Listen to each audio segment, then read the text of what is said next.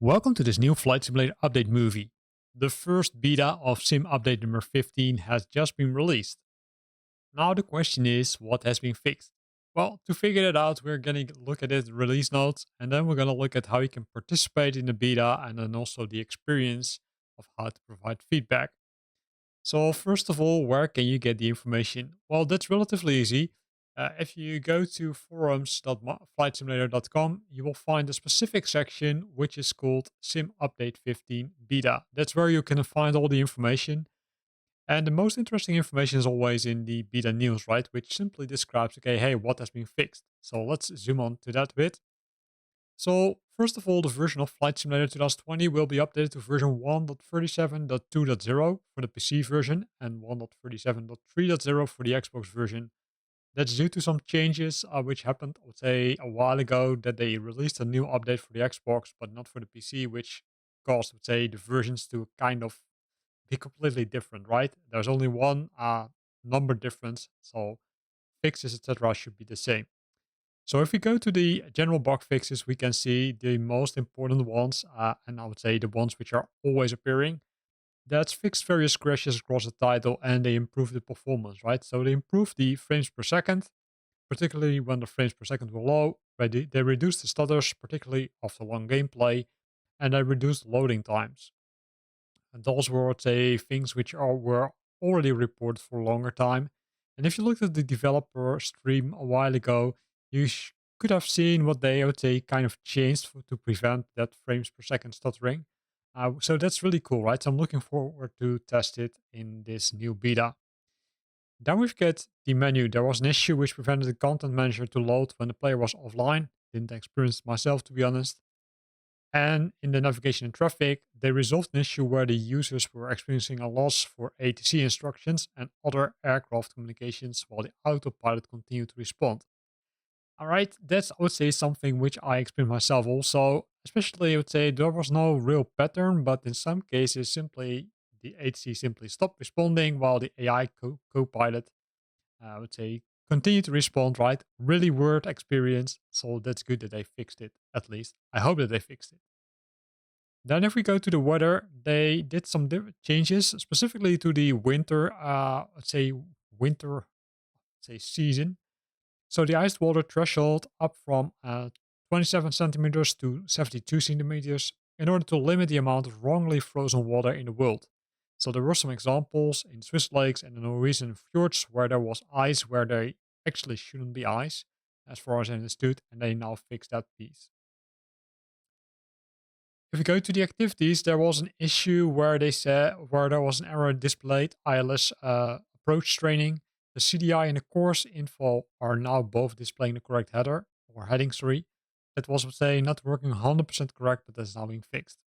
So those are, I would say, kind of the generic fixes, menu fixes, and then some other nice fixes. But always, I would say, pretty limited, right? Although I'd say there could be a lot of work being done here, right? So don't understand me wrong. Then if we go to the glass cockpit, we first find the Garmin G3000 and G5000. In this area, there are now four fixes. Say fix for an issue where the MFD navigation data bar at destination field displayed the incorrect airport, as well as they fixed an incorrect calculations for the MFD navigation data bar fields related to the destination in certain cases. Likely these two are, I would say, kind of related, but not 100% sure about that.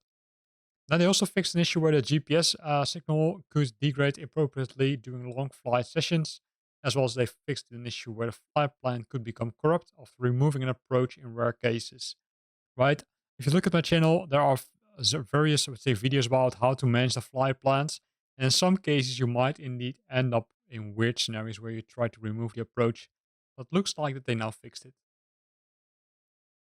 Continuing with the Garmin G3X Touch, that one also received some updates. First of all, there's the comprehensive visual overhaul of the avionics for accurate font, symbology, look, operation, and feel. Right, so they simply upgraded the graphics to look better, as well as they built in support for the Direct 2 and point-to-point VFR flight planning and navigation capability. So some new functionality being added to the Garmin G3X Touch. Then they also added support for the IFR navigation when paired with the compatible external navigator, such as the world title, world title, no, the WT GNS 530W and 430W. I think it might be still world title, but not sure. And then we get the support for the aircraft-specific IS and MFD engine page layouts, including optional lean assist and view calculator functions. So a lot of new functionalities for the Garmin G3X. Then the G1000 NXI, which I would say probably the most expanded cockpit already, and this one contains a lot of fixes. First of all, there's a fix for a bug where the transponder keypad entry would break when the transponder mode selected button was pressed while already in transponder mode, and they fixed an issue where the MFD navigation data bar destination field displayed incorrect airport. Let's say that's kindly related to using the same code, right? Let's say with the Garmin G3000, that's what we kind of always see with these fixes. That some of them are fixed, I would say multiple cockpits, because the second one they fixed the incorrect calculations for the MFD was also fixed in the previous aircraft, right? In the Garmin G3000. Then specifically for the G1000 NXI, they fixed an issue where the last digit of the COM frequencies could not be entered with the control pad, and they fixed an issue where the control knob events did not reset in the control mode, right? Those control knob events, those are, let's say, to control the aircraft using an external application or external tool. Then they fixed an approach minimums GCU keypad not working, and they fixed an issue where the flight plan could be corrupt when you remove the approach, right? Again, same thing as with the Garmin G3000 and G5000. Going down the list, we find the Garmin GNS 430W and the 530W. So first of all, there's a fix for an issue where the autopilot could not function correctly after loading or reloading the GNS instrument in the middle of a flight session, e.g. when hot swapping instruments in certain planes, and they prevented instruments not loading correctly when hot swapping, so it looks like related. Fixed an issue where the GPS signal could degrade inappropriately during the flight, and they fixed an issue where the flight plan could be corrupt for the approaches again. So again, here you can see some overlap in the fixes. For the aircraft developers, there's some new functionality, so keep your eyes open if you own, say, third-party aircraft, because likely you will see some of them, I would say, being introduced soonish when the world update is out, or sim update is out, sorry, not world update. Then the WT21, that fixed, it called one fix, the FMC, they fixed the flight plan recall not working in the co-pilot FMC, that's now being fixed. And again, this one also got some, let's say, new updates specifically for the aircraft developers. Then going to the aircraft section, so we went to the cockpit section, right now to the aircraft. There's a corrected a tooltip would indicate a value in Celsius degrees rather than angular degrees. That's now being fixed. And in the general section, it contains a few fixes. First of all, there's the improved performance of the glass cockpit heavy planes, such as the Boeing 747, that use the coherent GS JavaScript tech stack. So that's now being fixed, as well as the initial work on improving the plane and livery model matching for live traffic. Right, that was also explained during the uh, developer stream that they are working on making it more realistic because there were some people reporting, hey, it's not always correct, right? So can we do something about it? And that's also what they confirmed to do, that they are looking into this and starting to improve this work. Then there's a known issue that's in this beta, right? It could be that it's resolved once sim update number 15 has been released, but the nameplates of the AI traffic can show a wrong aircraft type, ICAO. So be aware of that. Then the ground contact resolution improvements, more accurate ground contact models, as well as the optional soft ground collision model for tires flexible gears, as well as they enabled new soft gears on the C172 and the Cabri, and new high accuracy physics systems to enable vibrations and micro movements. So it looks like that they are working on making things more realistic. Looks cool. Last one, also pretty cool, the multi-rotor support for helicopters such as the Chinook dual rotor. So keep your eyes open because likely a few developers will step into this, and maybe Asobo and Microsoft also have a surprise for us somewhere in the future. Then the Boeing 787 and 747. First of all, some fixes. They fixed an issue with the auto throttle would not automatically activate if armed and to go. Press back 400 feet RA on approach, and they fixed an issue with the to go activation logic and approach. So likely those two are related. Then there's the ND. Where they improved the fixed info distance circle projection at higher altitudes, as well as a fixed an issue where the flight plan would not be displayed on the map, right? The navigation display. Then specifically for the 787, there's a sys fix. They fixed an issue where the engine gen control lights would flicker off on the fuel engine power because of the engine combustion issues caused by fuel starvation. Nice one. The Cessna citation longitude. Few things, right? New things, I should say. Added support for the following: TAWSA alerts, PDA, ER, ECR, NCR. To be honest, I don't have any clue what they mean, but that's because I'm not a professional pilot. If you know it, then leave a comment in the comment box below this video, as well as they added support for the tools voice call out 40, 30, 20, and 10 feet. That's right, when you're descending, it will call out how close to the ground you are. That's nice. Then the Cirrus SR22T. This one, I'd say, has received multiple fixes, right? So first of all, there's the elevated trim, now reflected in the control stick position for the non-VR only. And they fixed an issue with the right control stick AP disconnect button was inoperative. They also fixed an issue with the vertical cockpit trim switch was not operating, as well as they corrected positioning on the left and rear cabin light, right, which was not 100% working. Also, they fixed an issue with an incorrect and sunken gear position when on the ground, and the MFD now correctly comes on with the main bus power. So if you switch on the main bus power, the MFD will also switch on. Then last but not least, they also fixed an issue where the display units would not update on the WMB. This is weight and balance, I think, page after changing them in the G1000 settings. So nice fix. Then the Cup Crafters NX Cup, they updated the avionics to the overhauled G3X Touch. That's the same thing for the Cup Crafters X Cup. So that one, I'd say, is now using the overhauled G3X Touch. Down the list, we will find the Dayhard TBM 930.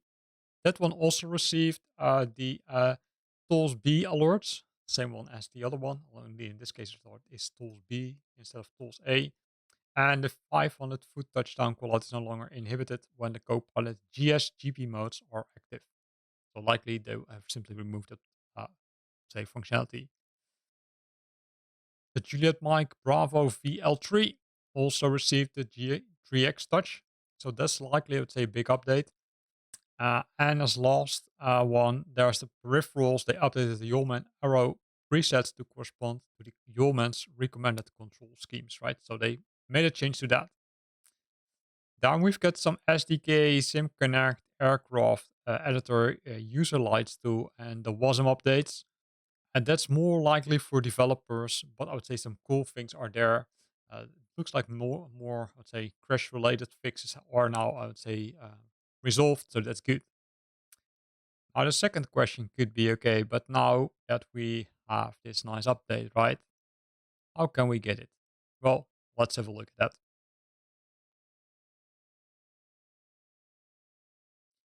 The first thing you need to do is you need to go to the Xbox tool, right? So you need to make sure that you've got the Xbox uh, tool installed, and then specifically the Xbox Insider Hub, because that's where all the magic happens. The Xbox Insider Hub, right? It sometimes requires an update, like in my case, so I need to update it. But preparation for the video, but I need to update it. So be aware that you update it to the most recent version, because if you're not doing it, then it will likely not work. And then you need to wait, just like me, uh, until it has been updated. But I do expect that it will not take that long, to be honest. So the Xbox Insider Hub, right, while we're waiting, is a tool which allows you to subscribe to beta versions, right? That's why it's called Insider, just from the Windows Insider updates. You also have the Xbox Insider, which allows you to join those betas uh, for applications or games, but also for, I would say, Xbox, right? If you own the Xbox, then you can join that channel, so you can receive updates a little bit earlier. Now, the question, of course, is how long does it take? In some cases, it does not take a long time, but let's have a look at the queue to see, okay, if there are other updates pending, because in some cases it might take a little bit longer than you hope for. The good thing is that once you've got that tool right, you need to log in using your account, which you're using to play Flight Simulator. Again, makes sense, maybe not, but make sure that you're using that one. And then once you've got done that right, that's good. I'm checking if there's, you would say, any update pending, but it says all the updates are installed. So let me try again, get updates. So make sure that if you are in the same screen as I were a few seconds ago, that you open the store up, check for updates, and then make sure that you install them, right? And here you can see that it installs several of them. One of so has finished installing. It maybe sold very quickly. So we're going to go again to the Xbox Insider Hub for the second try. It will log in uh, automatically, right, depending on how you configure your system. In my case, it has already done it, and then it will start loading stuff, right? Some nice, I would say, pictures over there. That's good. And then if you go to the previews, you will find a lot of things. In my case, you see that I already joined the beta program, but in your case, it might be that it has not been, let's say, added. If that's the case, then make sure that in the available space, join the Microsoft Flight Simulator beta, right? Uh, be aware that that would say will ensure that you are enrolled in the beta, but I would say also be careful with it if you're not wanting to, I would say, test things, but really I would say want to wait for the official release. If you leave the beta program, you might need to install certain things or reinstall certain things. There's a video on my channel which describes how you can, say, prevent that. So once you, say, have joined the beta program, right, just like this, and you can see, okay, you can still manage it, right? If you decide to leave it, you can press manage and then say, okay, hey, I want to leave the preview. In my case, I want to stay in. So I'm going to simply press save, and that's it. Uh, in some cases, it takes a while before it's being picked up. In other scenarios, you would see that it goes pretty quickly. And the way to check it is if you go to the store again, then make sure that you check for updates and make sure that you updated all the components. And likely, if we go down the list, I will see that Flight Simulator has been updated somewhere. Uh, maybe I should search, right? Maybe that's faster.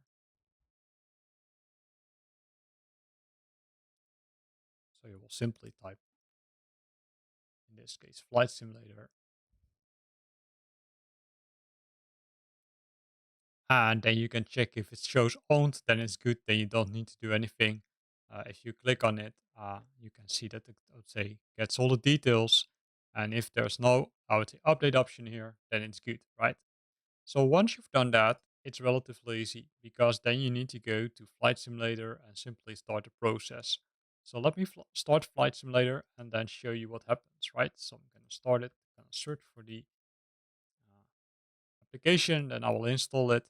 It will say signing in, then it will say syncing data, and then it will say launching. And in some cases, it also says checking for updates. If that's the case, then you're good. And then it will simply start the normal intro, and then it will prompt you in a few seconds, minutes, prompt you to install the update. It's relatively easy again, right? So let's say have a look at it. So you will see the intro, right? And then you see the thing checking for updates really soon. And then it will simply download the update. It will force you to install the update just like with normal, let's say, sim updates, right? Because you simply need to have that update installed because else you would say can't start Flight Simulator anymore. So be aware of that. So, right, you can see the Asobo Studio logo, all nice. But let's give us the update, and that screen will come soon after the Shark AI one, the Black Shark AI one, right?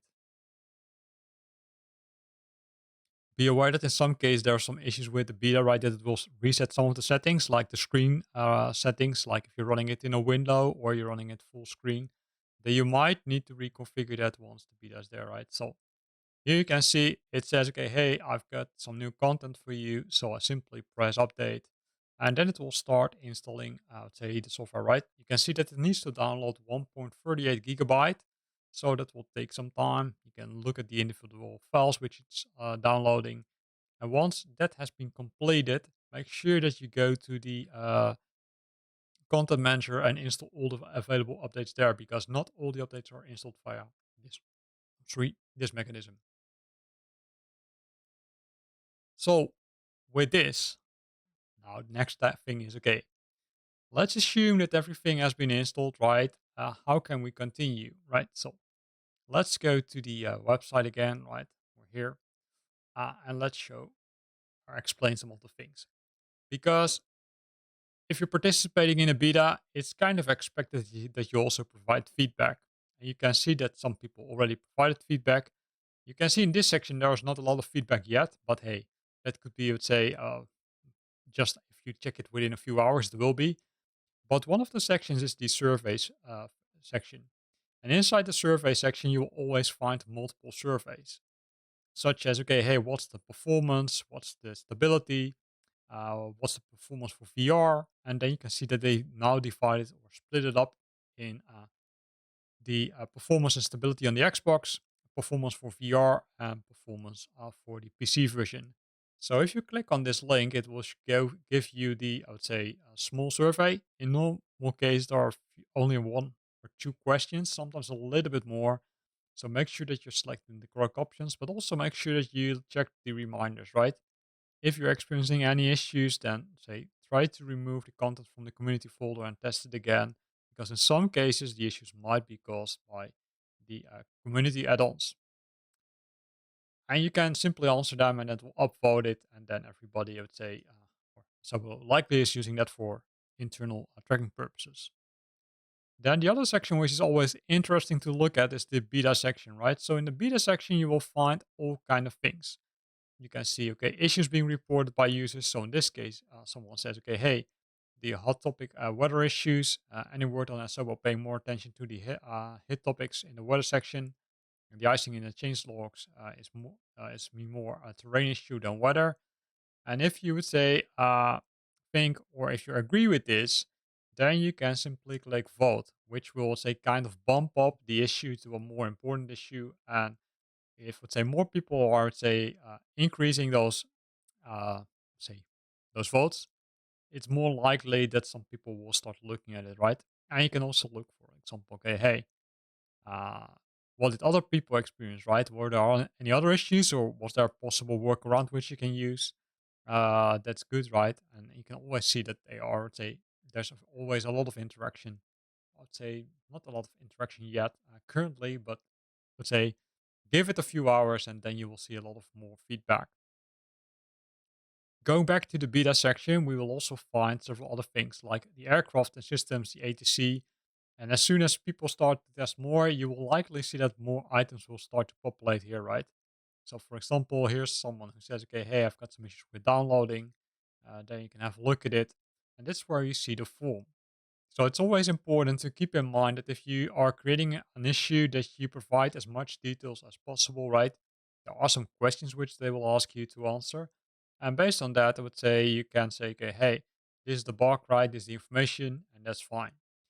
Now, the next thing is if you're experiencing the same issue, then you can also contribute to this bug by, say, providing these answers here, maybe some relevant screenshots, and then click on contribute to this bug. That helps Asobo, say, investigating these issues, right? And also, let's say, having a closer look at some of the other items. While we're waiting, right, I can see that SimConnect has already started. Likely, it's a flight simulator has already started to boot. So maybe we should have a look at that one to see, okay, hey, did it already do something? So let's have a look. Might take a few seconds. So here we are. We can see that the June expansion pack is also available. That one was released yesterday, right? So if you love, I would say, playing June, or you love the movie June, then this might be something which you want to have a look at, because you can download this aircraft for free. You will get 5 touch and go challenges as well as one rescue mission, right? So go to the marketplace, find the expansion pack, and then simply install it. It looks, I would say, it's pretty cool. The first time Flight Simulator starts after the update, it might take a while. So don't, I would say, kind of freak out, but simply give it some time because it needs to do some work under the hood. And then I would say hopefully it starts quicker than prior to sim update 15, because I'm not sure what your experience was, but my experience was okay that the, I would say, starting time really increased instead of decreased. So let's see if 15, I would say, became better. Based on the, I would say, screen that I saw that the, I would say, external tool was loading, I think that part was at least a little bit quicker. But now let's see what happens next. While we're waiting, you can see that it now loads in a window again. So don't be, say, frustrated about that. That's, let's say, I think it happens with every sim update or every world update. That setting, you need to adjust it again once you started Flight Simulator. You only need to do it the first time. And hopefully they didn't introduce a bug where you need to set it every time. That's a huge disclaimer, of course. And then you can start playing around with it, right? So let's give it some time and then let's see if it works. Likely, I'm gonna pause the recording for now because we're not gonna wait and say watch at the screen because it doesn't make any sense. So see you back when Flight Simulator has started, and it's already back. And as you can see, right, it has not installed or run. It's still running in the Windows mode. So let's first change that. To do that, go to the options window, then go to the general section, and then simply change this one to be, let's say, full screen, because we like to have that one. And then don't forget to hit the apply and save option and go back. Again, go back. If there are updates available for other aircrafts, you would normally see it in the content manager, right? But I always would say have it as a kind of, well, not best practice, but kind of a recommendation. Go to your profile, then go to the content manager, and then see if there are updates available. Currently, you see that, okay, hey, there's nothing really available, right? There's, I would say, there's no update available, so I don't need to install anything, which is kind of cool. And then it simply is time for starting, right? Or for testing, I should say. So again, right, here ends this video.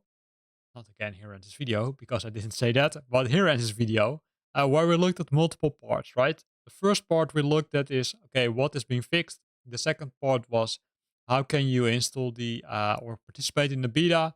And I would say when we started the installation, right, we jumped to the forum back to see, okay, how can you use those individual sections on the fora from Flight Simulator itself to provide your feedback and help to improve Flight Simulator 2020. Here ends this video. I hope you liked it. If you liked it, then consider to use the like button. If you got questions or comments, then feel free to post them in the comment box below. And if you want to stay up to date about new videos I'm posting, then make sure that you're subscribing to my channel. Thanks for watching and see you next time.